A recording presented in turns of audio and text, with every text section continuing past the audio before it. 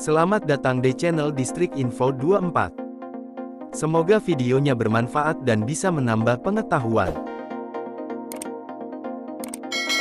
Jangan lupa buat subscribe, like, dan komen.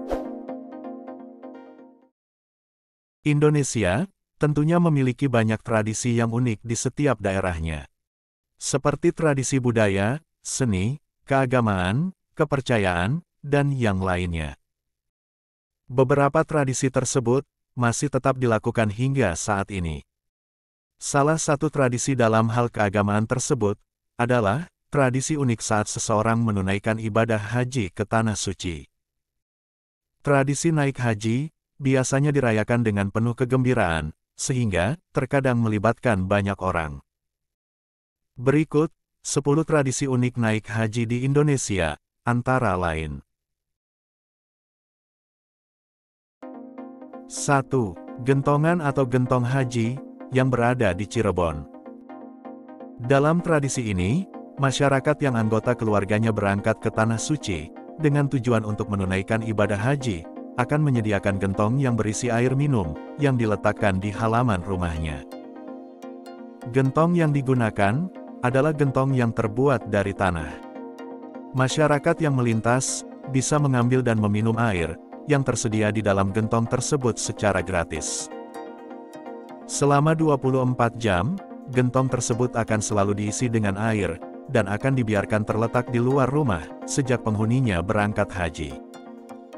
Kemudian, gentong akan kembali dibawa masuk, setelah penghuninya kembali ke tanah air.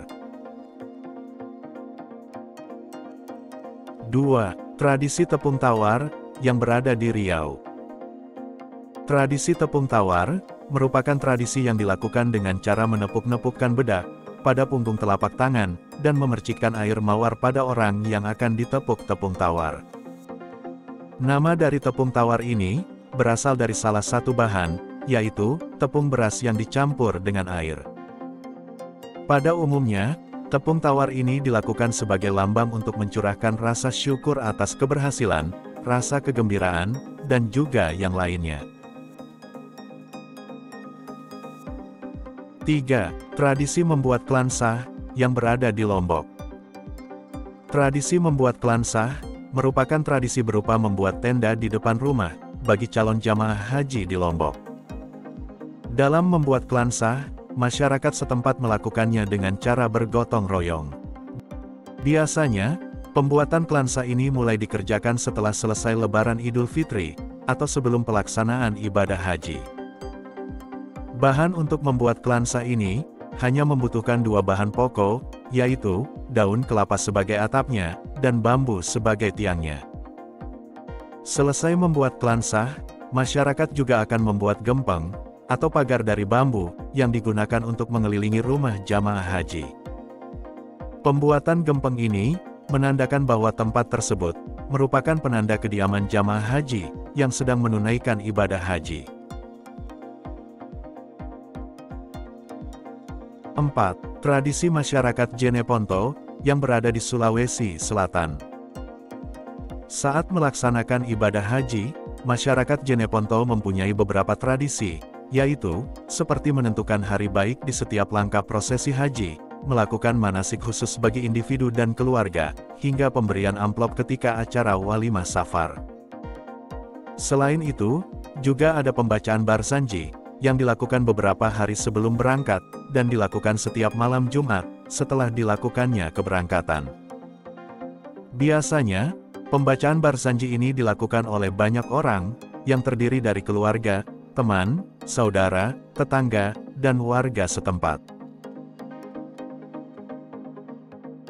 5. Tradisi Pesijuek, yang berada di Aceh.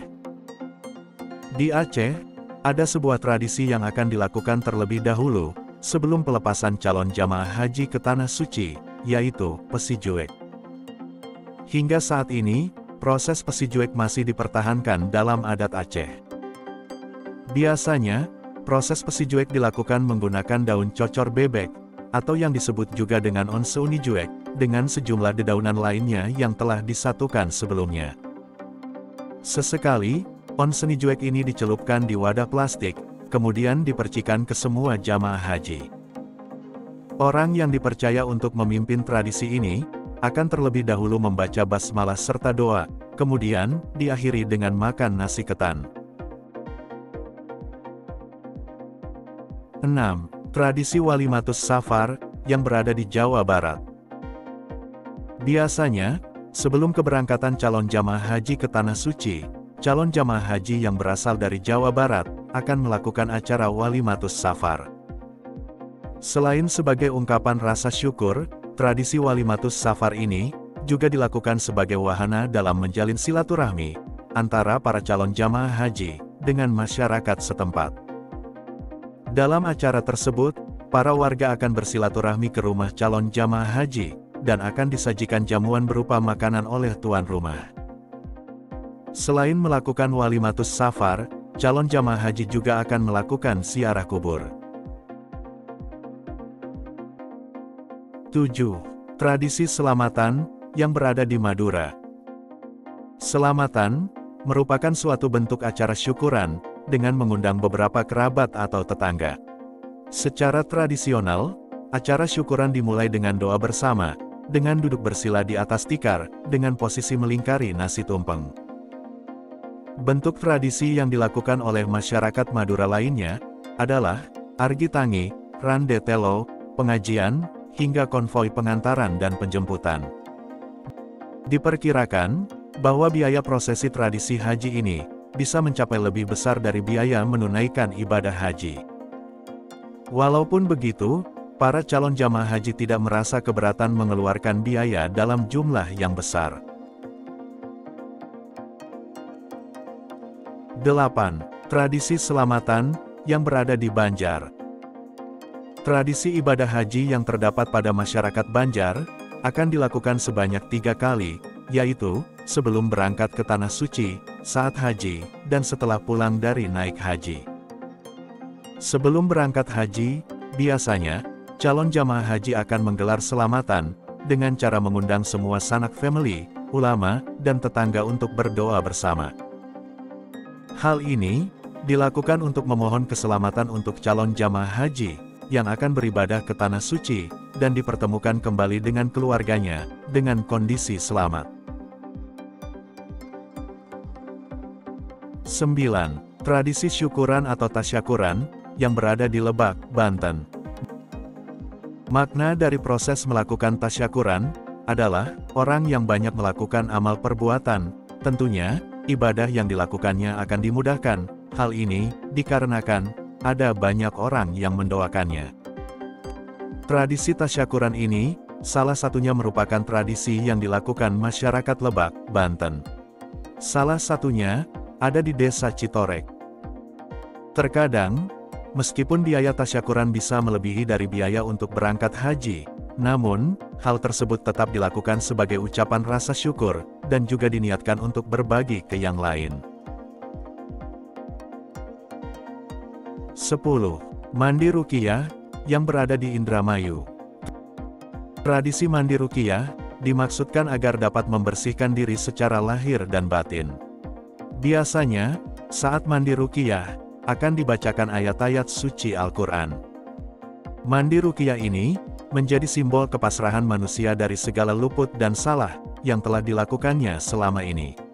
Hal ini, karena ada keyakinan dari masyarakat Indramayu, bahwa, jika sesungguhnya setiap manusia, mempunyai sisi batin serta hawa nafsu yang tidak terkendali, yang diakibatkan karena mengikuti godaan setan. Tentunya, keburukan ini harus dibersihkan terlebih dahulu, sebelum jamaah berangkat haji ke Tanah Suci.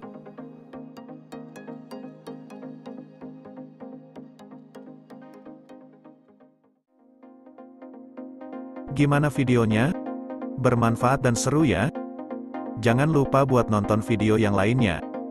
Hanya di channel Distrik Info 24. Sampai jumpa lagi.